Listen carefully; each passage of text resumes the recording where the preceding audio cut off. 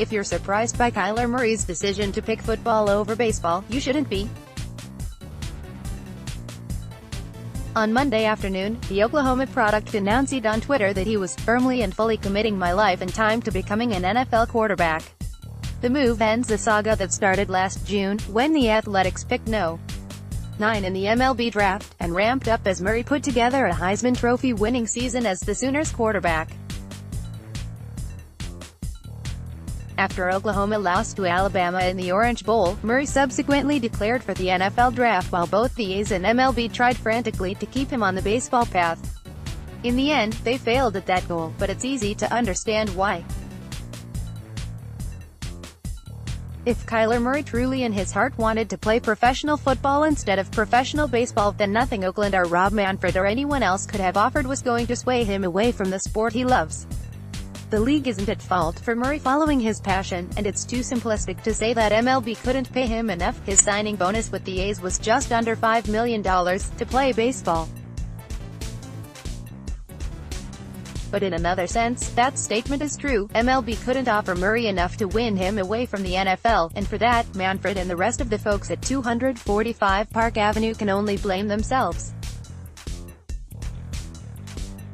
At the end of the day, the money was on the NFL's side. Thanks to MLB's draft slotting rules, the $5 million bonus from the A's is the most they were allowed to give him. As an end-of-the-first-round selection in the NFL draft, he'll get at least that much. If he goes within the top 5, he'll make 5 or 6 times that.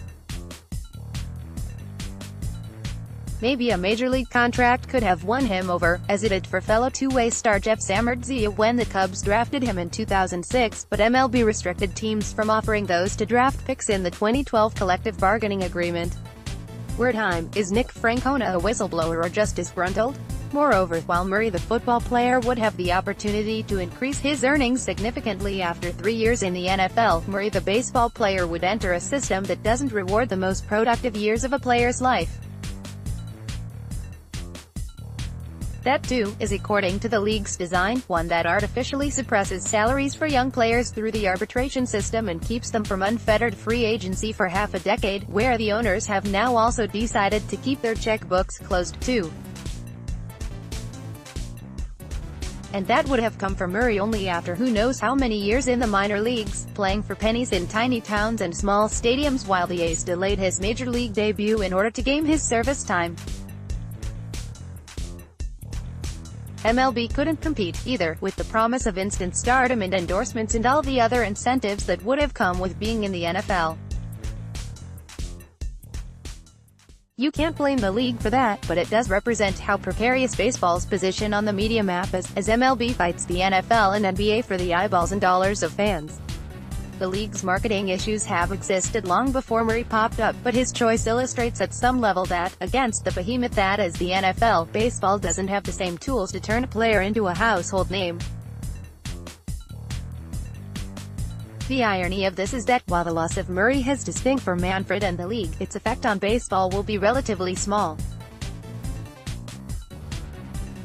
Being a first-round pick is no guarantee of major league success, and Murray's immediate future was bus rides through the California League, not plate appearances in the big leagues.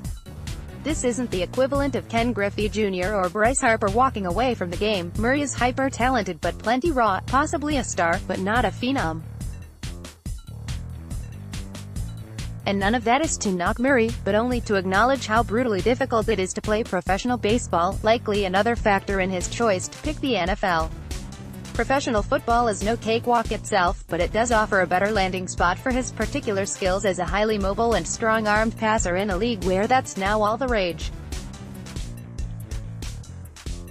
For Ducey, Frank Robinson's devotion is what set him apart, but as Murray leaves baseball, it's worth wondering whether or not he represents some grander failing on the part of the sport. Is baseball a destination for the country's best and brightest athletes? Murray is a unique case as someone good enough to play both baseball and football at a high level, but the decision of which sport to pursue is one already happening at lower levels, as adolescents turn into teenagers and have to pick one sport going forward. Part and parcel of that choice is the risk of concussions and brain injuries inherent in football, but while participation in the sport has begun to decline, it remains the no. one sport in the country for high school athletes, so that fear is evidently not enough to take it immediately off the table for most. There will always be kids who choose baseball, either because they love it the most or because their talents on the diamond outstrip their skills on the gridiron or basketball court. But just as Murray had to weigh the NFL versus MLB, so too will thousands upon thousands of kids in youth leagues or high school or college. And with baseball becoming both increasingly expensive, professionalized and difficult at the youth level, kids who harbor major league dreams are forced into endless travel ball circuits, highly competitive all-star leagues and expensive private coaching before they've even reached puberty. It's easy to see those would be Kyler Murray's choosing football or basketball, too. That, more than anything, is what baseball should fear, that Murray's choice isn't simply one man capitalizing on his abilities, but a sign of how hard this sport will have to work to capture the minds and hearts of the next generation, and that at the end of the day, it may not be enough. Murray picking football over baseball is no surprise at all. For MLB, that may be the worst part of it all.